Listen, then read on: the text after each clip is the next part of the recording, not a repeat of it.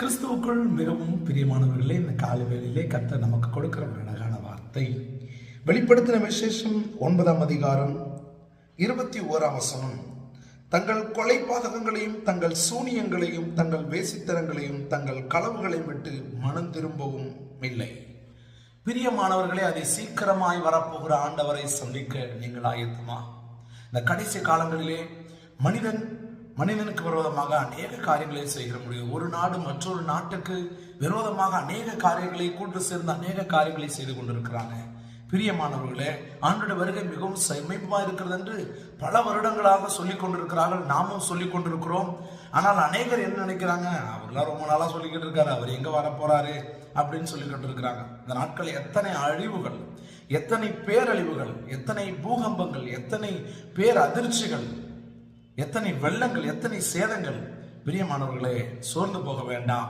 அதை சீக்கிரமாய் ஆண்டவர் வரப்போகிறார். உங்களையும் என்னையும் சேர்த்துக் கொள்ளும்படியாக ஆண்டவர் வரப்போகிறார். அவர் வருவதற்கு, அவரை சந்திப்பதற்கு நீங்களும் நானும் மிகவும் ஆயத்தமாய் இருக்க வேண்டும். பிரியமானவர்களே, ஆண்டவருடைய வருகை மிகவும் சமீபமாய் இருக்கிறது. உலகத்துல இன்னும் பாவங்கள் பெருகி கொண்டே இருக்கிறது.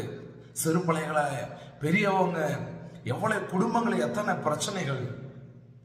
பிரியமானவர்களே, ஆண்டவருக்கு இந்த பாவங்களை ஆண்டவர் விரும்பவில்லை. ஆண்டவர் பாவிகளை நேசிக்கிறார், பாவத்தை தான் வெறுக்கிறார்.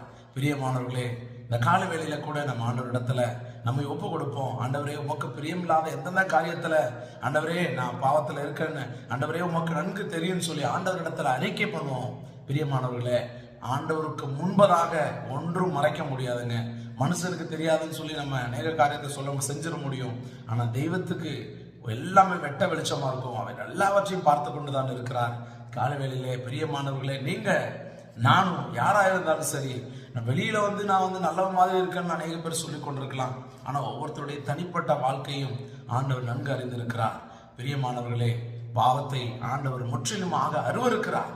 அப்படிப்பட்ட காரியங்களை ஆண்டவர் நேசிக்கவில்லை. அப்படிப்பட்ட மனிதர்கள் அது தேவனுடைய ஆண்டவர் விட்டு தூரமாக இருக்க. ஒருவேளை பாவத்தின் நிமித்தமாக ஆண்டவர்கிட்ட தூரம் இருக்கிற ஒருவராக இருந்தீங்கன்னாக்கா, இந்த கால வேளையில ஒப்பு கொடுங்க, ஆண்டவரிடத்துல ஒப்பு கொடுங்க. ஆண்டவரே, நான் உங்க பிள்ளைய விரும்புறேன், நான் உங்க பிள்ளையா இருக்க விரும்புறேன் அப்படின்னு சொல்லி ஒப்பு கொடுங்க. பவுல் எழுதும்போது அவர் சொல்லுகிறார், எல்லாவற்றையும் அனுபவிக்க எனக்கு அதிகாரம் உண்டு, ஆகிலும் எதுவும் எனக்கு தகுதியாயிராதுன்னு சொல்றாரு. பிரியமானவர்களே, நீங்க பணம் இருக்கு, என்கிட்ட ஆசை இருக்கு, அது இருக்கு, இது இருக்குன்னு சொல்லி நான் இஷ்டம் போல வாழலாம் நீங்க சொல்லி கொண்டிருக்கலாம். எல்லாத்தையும் தேவன் நியாயத்துல கொண்டு வந்து நிறுத்துவார்.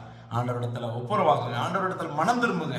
இன்னைக்கு இன்னும் அநேகர் எத்தனையோ சபைக்கு போய் மனம் திரும்பாம அநேகர் இருக்கிறத பாக்குறோம். நீங்கள் நான் மனம் திரும்பணும்னு ஆண்டவர் விரும்புகிறார்.